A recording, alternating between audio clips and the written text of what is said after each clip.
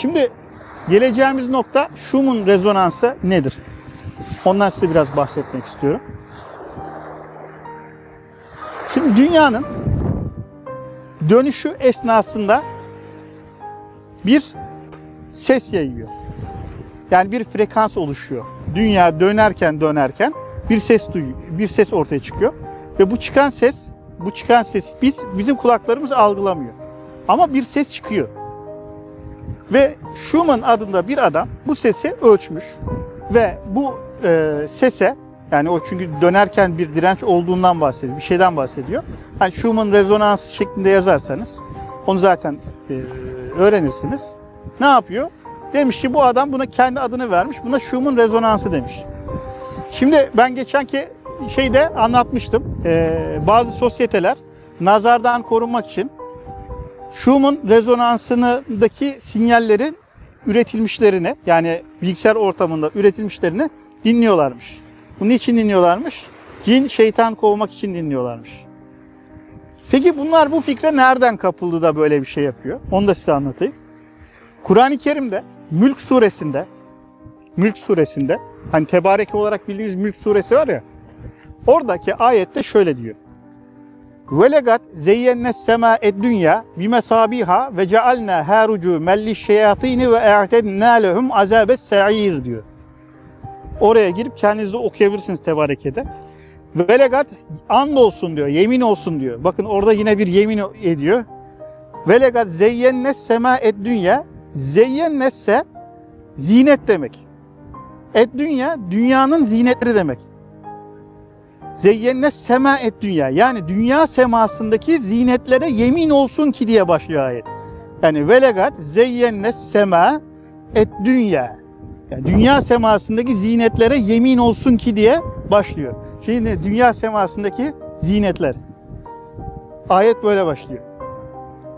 Bimesabiha ve cealna harucu mellişşeyadini ve e'tedna lehum.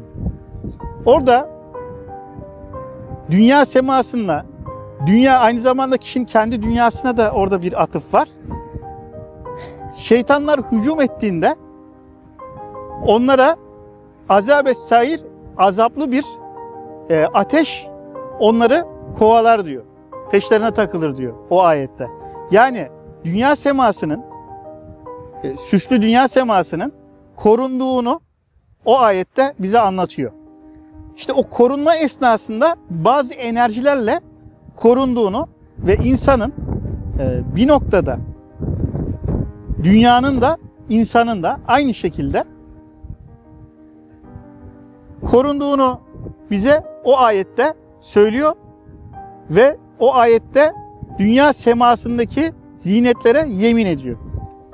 Yani Schumann rezonansının, o çıkan rezonansın insanları koruduğuna dair fikrin gelişme şekli Kur'an-ı Kerim'deki Mülk suresindeki bu ayetten ileri gelen, yani bu ayeti kişinin kendisini anlayıp yorumlamasıyla ortaya çıkan bir durum.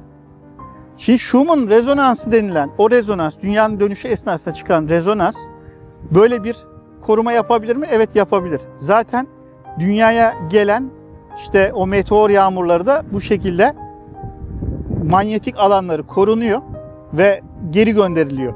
Yani dünyaya çarpmadan gidiyor ya da atmosferde eriyor. Ama bunun sadece atmosferdeki şekli manasıyla erimesi değil olay. İnsana dışarıdan gelen psikik saldırıları da bu rezonansın engellediğini biz buradan anlıyoruz. Çünkü sema kelimesi her ne kadar gökyüzü anlamına gelse de sema aynı zamanda insanın düşünce dünyası da demektir tedebbür ilminde. Yani Kur'an-ı Kerim'deki geçen her bir kelime, her bir cümlenin bu şekilde bir açılımı var. Yani insanın hissiyat alemiyle alakalı bir açılımı var. Mesela peygamberlerin isimleri de aynı şekilde. Yani peygamberlerin isimleri gerçekten o şekilde olabilir, olmayabilir. Ama mesela Kur'an-ı Kerim'de köle Zeyd'in adı geçer, Zeyd diye. Ama bir Ebu Bekir'in adı geçmez. Çünkü her adı geçen kişinin bir açılımı var. Mesela Ramses geçmiyor ama Firavun geçiyor. Firavun'un anlamı ne? Firavun bu dağları ben yarattım diyen adamın karakteristiksel konumunu veriyor. İşte Musa kişinin içinde, her insanın içinde bulunan iyilik melekesini ifade ediyor. Yani kedi yavrusuna süt verdiğiniz zaman bir şey hissedersiniz. O hissettiğiniz şey, içinizde hissettiğiniz şeyin adı iyiliktir.